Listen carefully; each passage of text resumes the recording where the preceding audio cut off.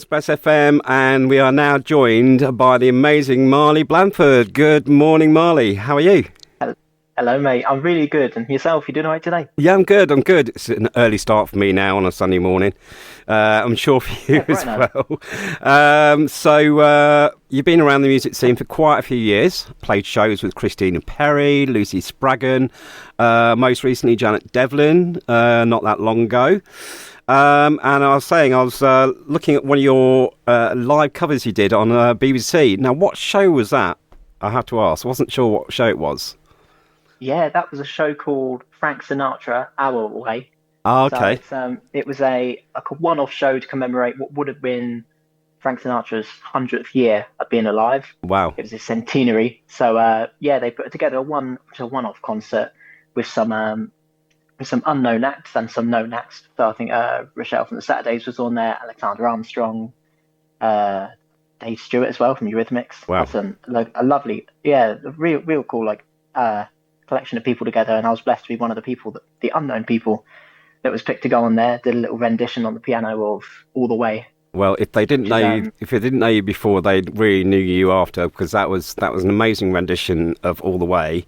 I absolutely loved it. It's one of my absolute favourites of Frank Sinatra. I'm a massive Frank Sinatra fan.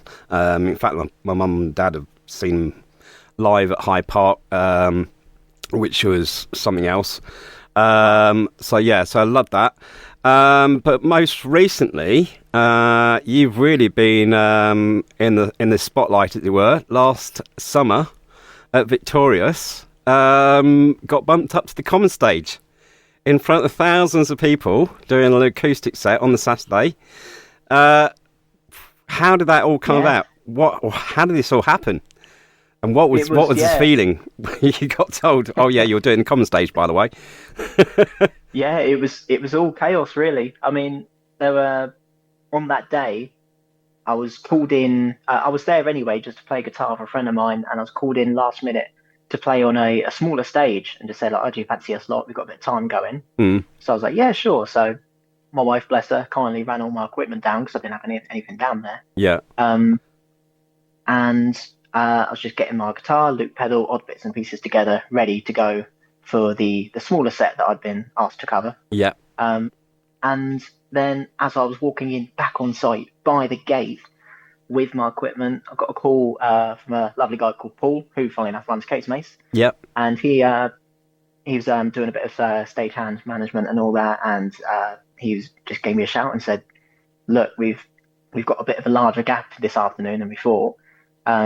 Some of the artists have been moved back to later slots. We've got like a good half hour now on the common. Do you want to take it?" I was like, what? And I thought, to be fair, I also I had Paul's number saved on WhatsApp, but not on my actual phone, so it came up with an unknown number. So I thought it was just a mate having me on at first. So I was like, "You thought it was a bit of a prank show, that thing, Definitely, yeah. You know what? I wouldn't even thought that. I would have thought it's a mate of mine going like, yeah. Do you want to play in the common stage, mate? What a call to get!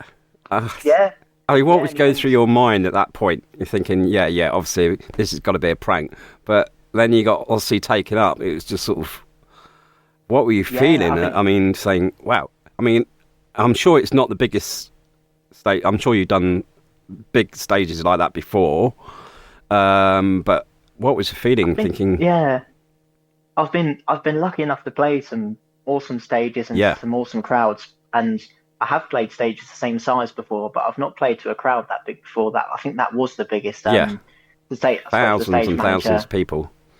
Yes, but the stage manager afterwards, he said it was between 30 and 35,000 at that point. And I believe him, to be honest. I mean, I looked, and I think the maddest thing is, after that call, he went, "Can you meet me at this gate with all your stuff?" And I was literally walking in the gate with all my stuff.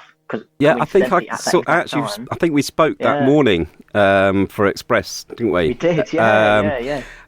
So I was a bit gutted I didn't get you afterwards, really. And it was just, oh my God. I was actually at the Express tent where this was all going on. So I was gutted that I missed it because I was working on there. And they said, "Oh yeah, Marley's on the common stage." I said, "What?" It was just like, couldn't believe it. It was just fantastic news. You are such a popular guy. I mean, your music is great. You've been doing so much over the last few years. Obviously, next Saturday, Icebreaker.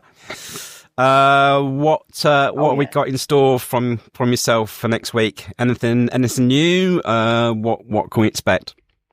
I think there'll be one new track in there. Mm-hmm. I say new because it's new to everyone else, maybe a bit old to me. We wrote it a few years ago, just haven't recorded it. Yeah. But I've kind of homed the songwriting a little bit on it. I moved stuff around and I've kind of found a version I'm happy with. So I'll probably chuck in that one.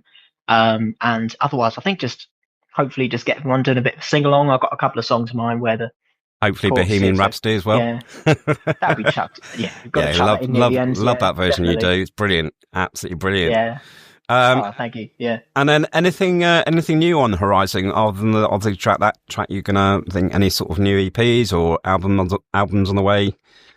I really hope so. Yeah, I think I think we could be at a perfect time now where I'm gonna have a bit more extra time away from day job stuff and just sort of life duties in general, as well as the people that I wrote the songs with, some incredible people called Ben Corner. Oh no, Ben, yeah. And Liam Robbins. Yeah. Both just such talented people, all round, and great writers too. Sat with them, wrote it must be 6 or 7 songs at least. Yeah. That I fell in love with, and they've been stuck in my head since, and this was maybe 2-3 years ago. And I've been so ready to put them out. I've just wanted the time to be right so we can sit down and crack on and record them properly and thoroughly and have a great time with it as well, rather than anything feeling rushed. And I think we're now at the perfect point where I think Ben is looking a bit free, Liam's looking a bit free, and we're hoping to maybe get some dates in the next couple of months. I really do hope so, and get these recorded and get something out hopefully for this summer. I'd love to get something out again. And you must be miles better than I could have imagined being at that age, and it's just so exciting.